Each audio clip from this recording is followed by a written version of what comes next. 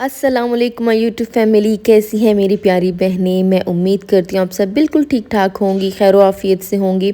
हम भी अल्हम्दुलिल्लाह बिल्कुल ठीक हैं। तो जी, हम जा रहे थे इस प्यारे से मौसम में घर के कुछ काम करने, कुछ बहुत ज़रूरी काम थे। सारे तो नहीं हुए थे, एक दो हुआ था क्योंकि बारिश थी, तो इस वजह से हम लोग बाकी काम ना नहीं कर सके थे।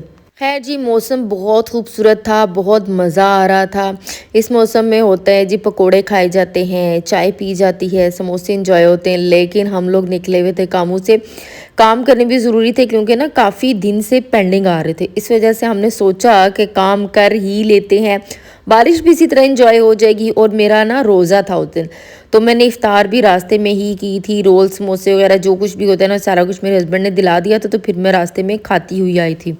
इधर जी मेरी बेटी को खानी थी आइसक्रीम, और वो आइसक्रीम लेने गई थी। डेली आइसक्रीम वाला आता है और मेरी बेटी को होता है डेली आइसक्रीम, मतलब हाथ के इशारे से बताती है कि मुझे 10 आइसक्रीम्स खानी है, 5 खानी है। लेकिन मैं इसे एक लेके देती हूँ, बहुत ज़्यादा ज़िद करे फिर ज़ाहिर है लेके देनी पड़ती हैं 2।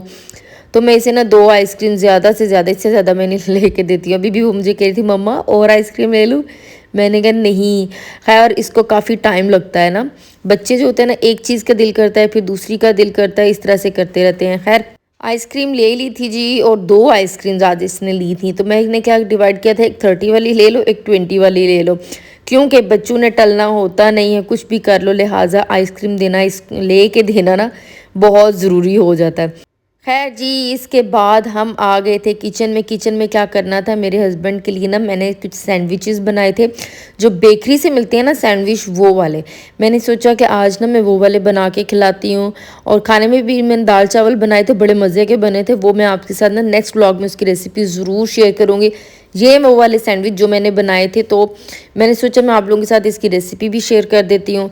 सबसे पहले जी मैंने बाउल में ले लिया था 300 ग्राम चिकन, बॉयल कर लिया था मैंने इसको, लहसुन और हल्की सी दालचीनी डाल के ना बॉयल किया था। और उसके बाद मैंने इस तरह से चॉप कर लिया था। इसको आपने बॉयल करके चॉप नहीं करना, सॉरी श्रेड नहीं करना होता, चॉप करना होता। तो मैंने भी इसको चॉप कर लिया था। उसके बाद कुटी लाल मिर्च मैंने डाली थी 1 चम्मच, नमक मैंने 1 चम्मच से थोड़ा सा कम डाला था। उसके बाद काली मिर्च का पाउडर मैंने डाल दिया था 1 चम्मच से, ये थोड़ा सा ये भी कम था। साथ में हमने जी माइनस डाली थी आधा कप से थोड़ी सी कम, आप ये कह सकते हैं 1/4 कप से थोड़ी सी ज़्यादा, और आधा कप से थोड़ी सी कम, इतनी ही क्वांटिटी में चिली गार्लिक सॉस मैंने ऐड किया। अच्छा, चिली गार्लिक सॉस ही आपने ऐड करना है, टोमेटो केचप नहीं डालनी है, क्योंकि टोमेटो केचप से मिठास आ जाती है। तो हमें इन सैंडविचेस में ना मिठास नहीं चाहिए होती है, और इसका टेस्ट भी फिर बिल्कुल चेंज होगा, अच्छा नहीं लगेगा आप लोगों को। खैर जी, ये हो गया मिक्स। मैंने ब्रेड जो है ना वो भी काट ली हुई थी, वो मैंने साइड पर रखी हुई थी। और जो ब्रेड के काटने के बाद एजेस थे ना, वो मैंने ब्रेड क्रम्स बनाने के लिए रख दिए थे।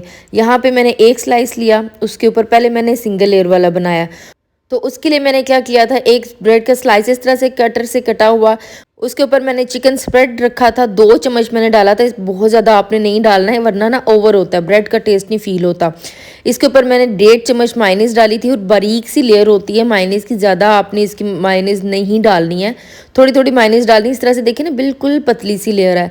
और उसके बाद मैंने इसके ऊपर एक स्लाइस रखा, और ये सिंगल लेयर वाला तकरीबन रेडी हो गया। बस इसके बाद कोटिंग करनी और फ्राइंग करनी होती है, और इसको ना डीप फ्राई करना होता है।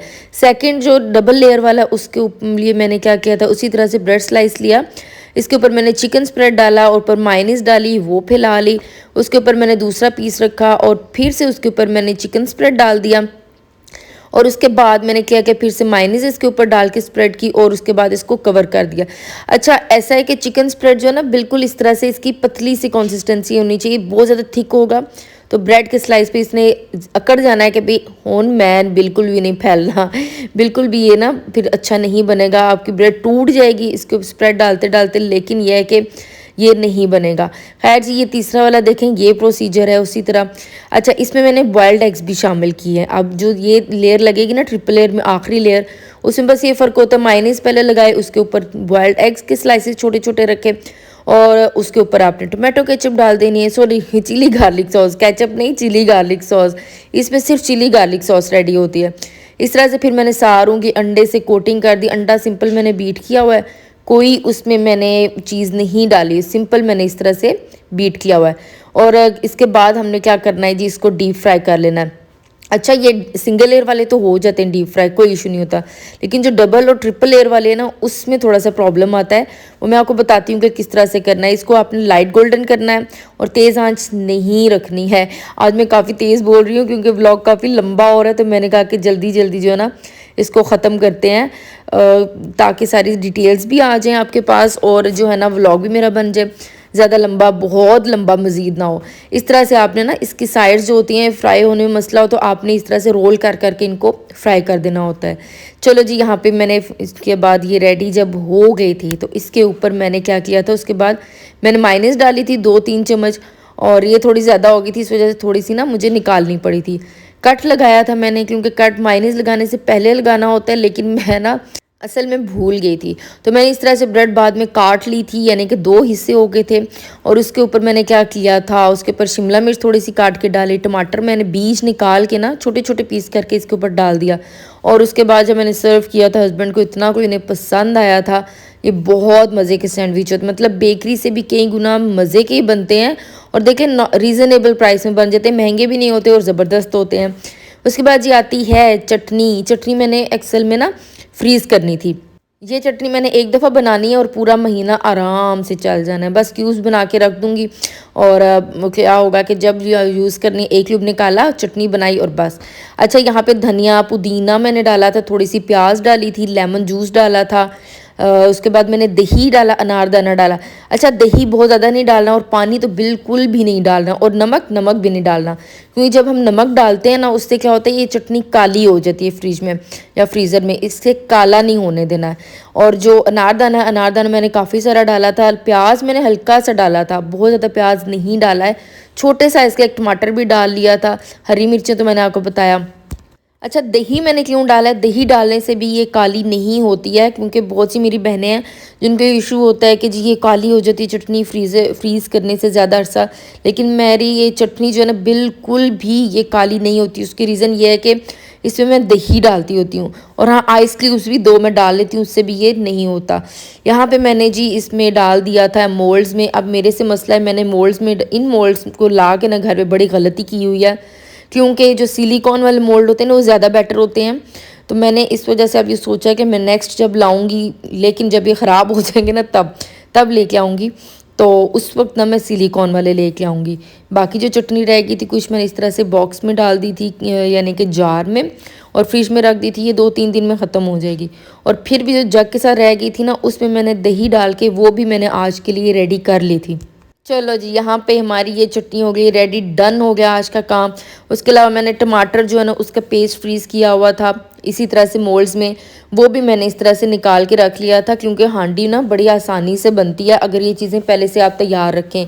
तो ये है कि टमाटर जो है ना उसकी ग्रेवी जो होती है ना सालन की, टमाटर की वजह से सालन की ग्रेवी बड़ी ज़बरदस्त बनती है अगर इस तरह से पेस्ट बना के डालें। दूसरी तरह से बनती है, लेकिन इस तरीके से मैंने देखा ज़्यादा ज़बरदस्त स्मूथ बनती है। अब मैंने इसको जिप लॉक बैग में डाल दिया था और उसके बाद मैंने इनको फ्रीज़र में रख दिया था। अब ये तकरीबन 25 दिन तक आराम से ये टमाटर निकल जाएंगे। बिल्कुल मैं ना अब टेंशन फ्री हो गई हूँ। अच्छा जी, टमाटर के बाद हमने की थी कुछ छोटी सी शॉपिंग, वो भी मैंने आपको दिखानी है। उसके अलावा मैंने सैलेड एक बनाया था हस्बैंड के लिए, जो मैं अब डेली बनाती हूँ, तो वो भी मैंने कहा मैं आपको दिखाती हूँ। उसके लिए मैंने बाउल में पहले ऑलिव ऑयल लिया था, 4-5 चम्मच ले लिया था। इसमें मैंने हॉट सॉस डाली थी, हॉट सॉस नहीं तो चिली सॉस आप डाल लें, कोई मसला नहीं है। उसके बाद मैंने इसमें डाल दी थी चीनी, हनी डालते हैं लेकिन मैंने ज़रा चीनी डाली थी, 1 से 1.5 चम्मच ही डालनी है, ये ना ज़्यादा नहीं डालनी होती। नमक डाला, काली मिर्च का पाउडर डाला। उसके अलावा मेरे पास मस्टर्ड पेस्ट पड़ा हुआ था, वो भी मैंने इसमें डाल दिया। अच्छी तरह से बीट किया था मैंने, और कुछ बाद में सब्जियां इसके बाद ऐड कर ली। सब्जियों में क्या था, थोड़ी सी मैंने सलाद पत्ता मेरे घर में लगे होते हैं इतने ज़बरदस्त से, वो मैंने इसमें डाल दिए थे, काट के डाल लेते नाइफ से अच्छे से प्यारे से काट के। थोड़ी सी मैंने प्याज डाल ली थी। उसके अलावा जी मैंने यहाँ पे चेरी टोमेटो मैं अभी दिखाती हूँ, ये मेरे घर के हैं, मेरे घर में बड़े मज़े के ज़बरदस्त कलरफुल से लगे हैं, तो मैंने सोचा इनको मैं ना यूज़ करती हूँ। ये मैंने डाल दी। बॉयल चने मेरे पास पड़े थे, वो भी मैंने इसमें डाल दिए थे। और बस जी ये मज़ेदार सी सैलड इतनी मज़े की बनती है ना, इतनी मज़े की बस बता नहीं सकती मैं, बहुत ज़बरदस्त ये बनती है। और ये है कि ये हेल्थ के लिए बड़ी अच्छी है, जो लोग डाइट पे हैं उनके लिए बड़ी अच्छी सैलड होती है।